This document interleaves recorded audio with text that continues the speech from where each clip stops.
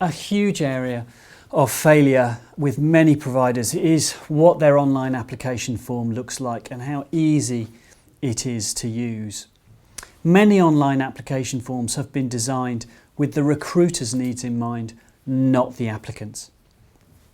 This is a major problem, and as we'll see later, applicant tracking systems, which are often third-party software systems that are increasingly prevalent in the care sector and they're widely used, many of them have not adapted themselves, so they actually add to the problem instead of improving it. And we'll look at applicant tracking systems separately. But whatever your online application form source is, I think we need to really look at whether we are asking the information we need now that we could actually ask later.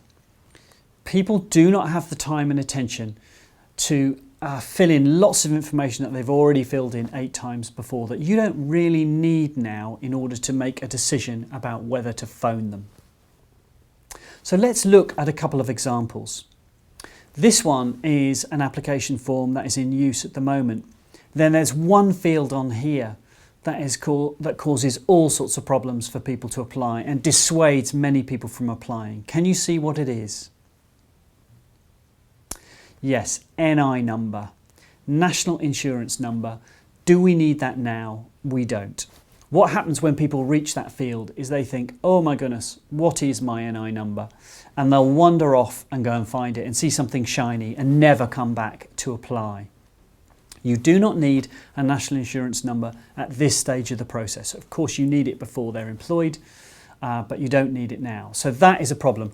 Also on this form, they're asking for date of birth at this stage, and I think that is a mistake. That will put off potentially older people and could create a discrimination issue for you later. Let's have a look at a second one. There are 2 aspects on here that have caused real problems. So with this particular provider, only 7% of people that completed this page ever went on to complete the whole application form. The first problem on this is page 1 of 5.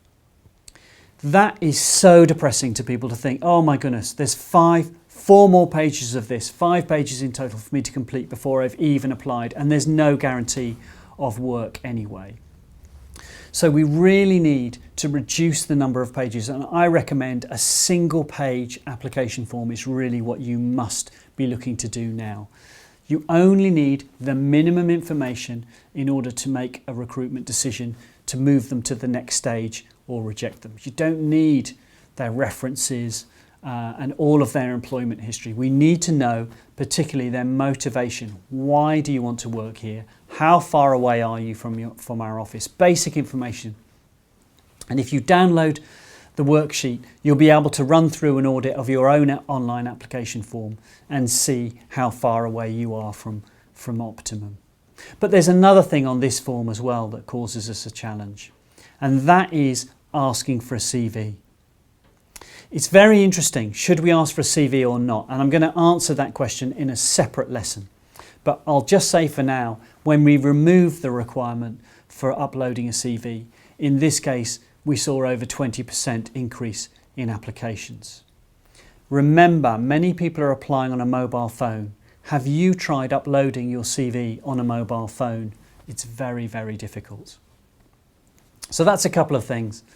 But really, I think the thing to do now is take a fresh, hard look at your own application form. Download the worksheet and work through and audit what can you do to improve your own, and you'll be amazed at the difference it'll make to the amount of applications. Many people trying to apply and giving up too early, so we can deal with that right now.